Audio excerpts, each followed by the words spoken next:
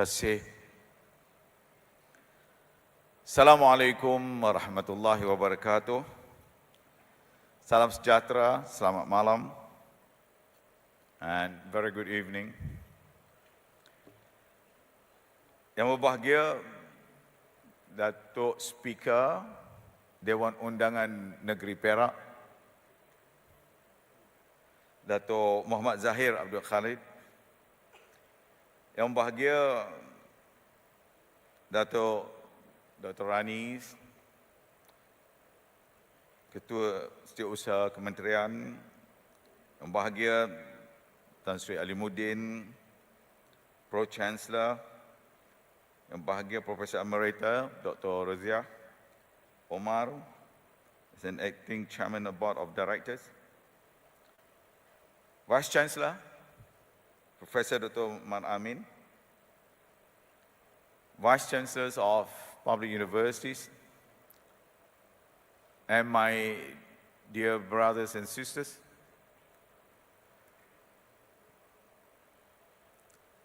Anak-anak, I should call you instead of calling you anak-anak. It's my adik-adik. Semua sihat?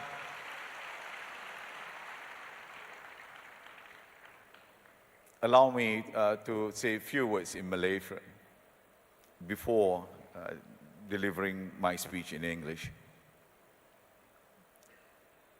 Saya mengucapkan terima kasih lebih dahulu kepada pihak Universiti Pendidikan Sultan Idris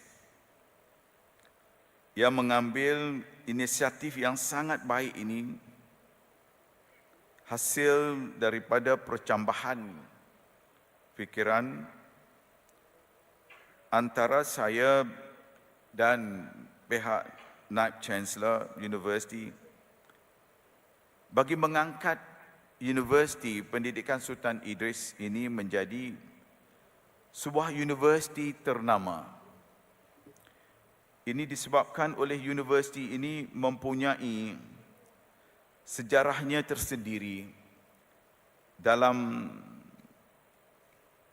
sejarah pendidikan tanah air. Di sinilah tempat munculnya apa yang dipanggil sebagai national conscience yang sangat penting. Dan akhirnya idea yang dibincangkan itu diterjemahkan pada hari ini. Saya ucapkan tahniah kepada pihak UPSI, khususnya kepada Naib Chancellor. Ladies and gentlemen, it's an honor to stand before you at Universiti Pendidikan Sultan Idris on a day that carries great meanings for Malaysia and for the world. The Global Educator Awards is a ceremony that proclaims our highest values. It celebrates education as a force for progress and recognizes those who dedicate their life to teachings.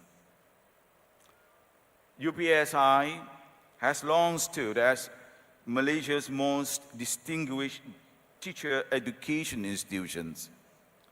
Since its founding more than a century ago, as Sultan Idris Training College, as alluded just now by the Vice Chancellor, it has shaped, indeed, generations of educators across the country. Hosting the first Global Educators Award here reflects both our national legacy and our commitment to working with the world. Every award carries a story.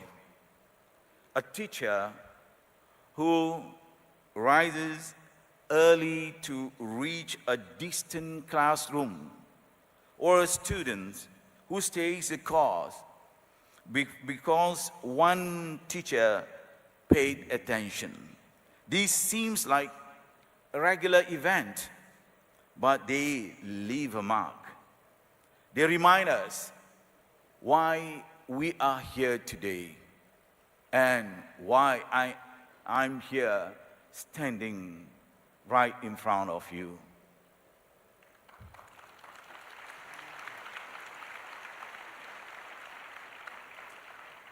Today, we recognize those who will receive this award. We also honor every educator who enters the classroom with hope. At the heart of this effort is the belief that education must be guaranteed to all. It gives people the means to stand with dignity, to participate fully in society, and to contribute to peace. Ladies and gentlemen, my dear adik-adik, education strengthens the foundation of a community. It allows families to move forward and help societies stay steady in times of change. Yet, access to education remains uneven. More than 250 million children around the world are still out of school. Many who attend do not have what they need to learn well. In some places, girls are still denied basic schoolings. I don't have to mention which countries in this case. In many others, teachers continue to serve without recognition or fair compensation. The pandemic worsened these inequalities. While students were able to continue learning, others were cut off entirely. The impact has been long-lasting and must be addressed with urgency. In Malaysia, we have made steady progress. Literacy has improved, access to higher education has expanded, TVET is gaining ground as a key pathway for the future. But gaps remain. We must strengthen support in rural and undeserved areas, such as in some of the areas in our country. We must widen the circle of inclusion, and we must give young people the tools to navigate a changing world with skill and confidence. That is why our work is shaped by a number of national and global frameworks. The Malaysia Higher Education Blueprint 2026 to 2035 outlines a system that is responsive, future-oriented, and anchored in values. At the basic education, I suppose the education ministers this morning already explained of her commitment to outline the future education in Malaysia, especially for the primary and secondary school for the next 10 years. At the global levels, the United Nations Sustainable Development Goals, particularly SDGs 4, call for quality education that is inclusive, equitable, and lifelong. Frameworks guide system, values carries its weight. In Malaysia, those values find expression in the philosophy of Madani. Madani is our national framework for placing ethical and social values at the center of governance. It shapes how we design institutions, how we lead, and how we teach. In education, it reminds us that policies must serve people, not systems. In higher education, this philosophy supports efforts to expand access while maintaining quality. It affirms the importance of learners' well-being and calls for stronger trust across our institutions. At the same time, it opens space for renewals in what we teach and how we prepare students to meet the future with confidence. We are already seeking this take shape. These values are reflected in how people are run, how universities set direction, and how teachers shape their classroom. This brings us to those who carry the weight of this value every day, without and often without recognition. Ladies and gentlemen, educators carry the weight of every plan we design. Without them, no system can stand. They are more than instructors. They guide with passion, encourage with consistency, and hold space for those who are still finding their way. They steady anxious children. They help teenagers make sense of the world. They give adults the confidence to begin again. We have some of the courses offered, even at the universities level, courses such as appel courses, where people coming from a different background, who never pursued their higher education before, can now come back to universities to get their masters or PhDs. Much of this work happens without recognition, yet they continue to show up with courage, skill, and commitment. Our responsibility is to support the teaching profession with policy and respect. That includes fair wages. I know this is one of the contestable area.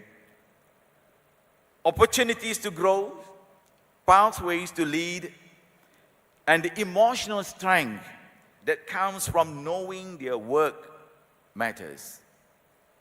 Countries such as Finland, Singapore, Japan, and in fact in Malaysia have placed education at the center of national development. They invest in stronger teacher education, uphold high professional standards, and treat educators as experts in their field. This is our system where teaching is a respected career, not a fallback option. We continue to learn from their experience while strengthening our own efforts through collaborations. And indeed, I would like to share our own experience of late, especially in the new intake of our students, including in this university, where many students indeed prefer educations compared to other disciplines or their studies. I was in University Science Malaysia last night. That also shows similar trends among students to choose education as their future career. Tahniah and congratulations to all of you.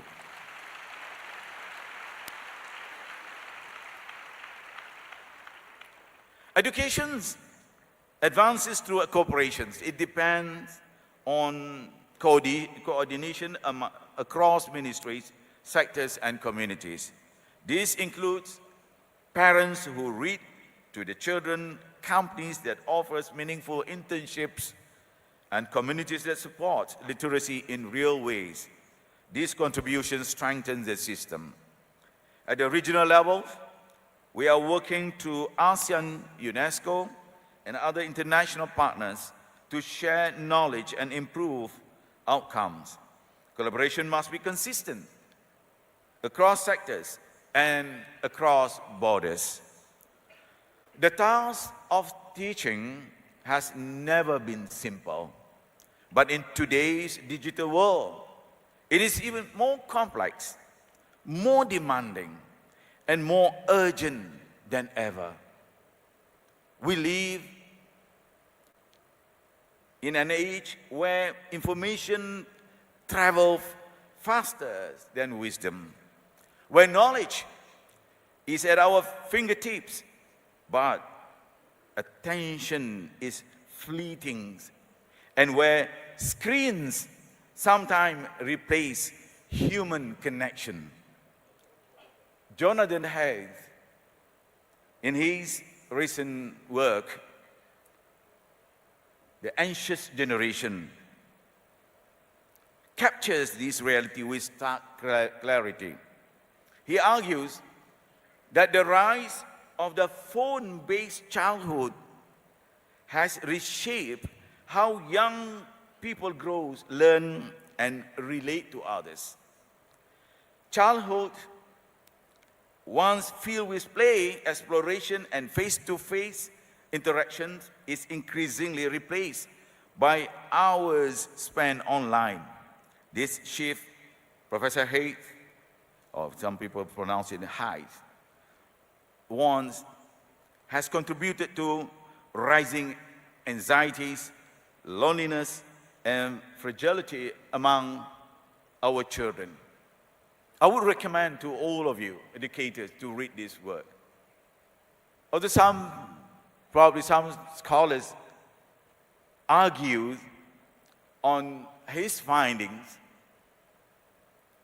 I personally feel that there are new descriptions about the new generations that we are facing today that we need to really understand.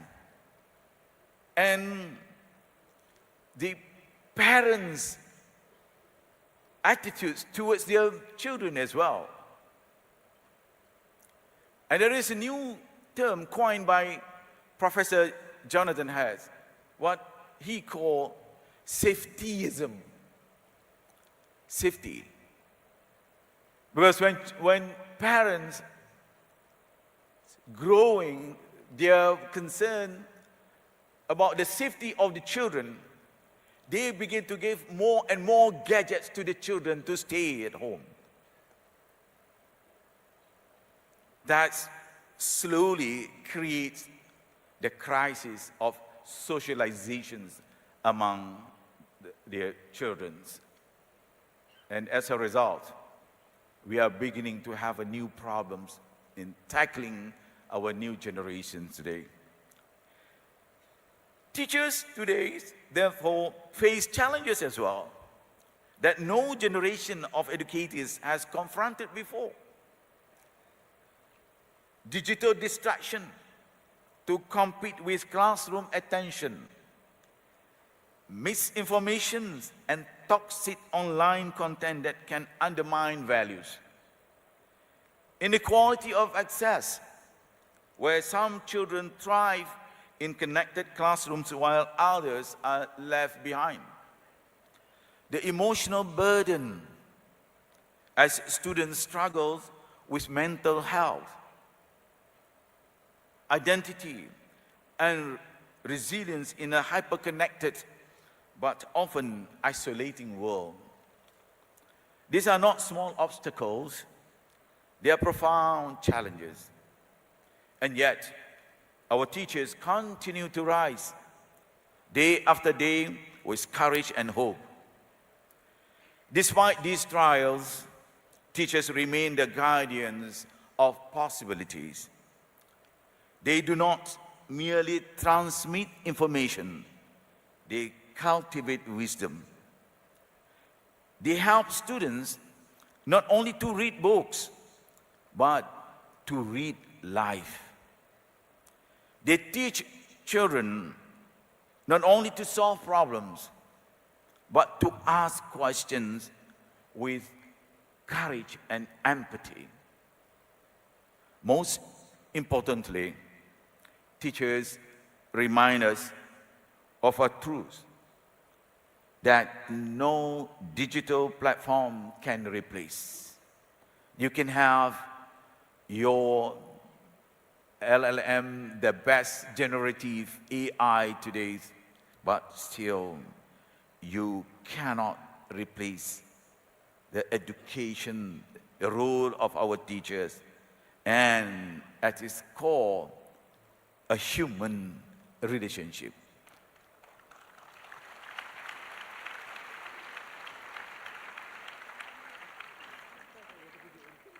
Because it is based on trust.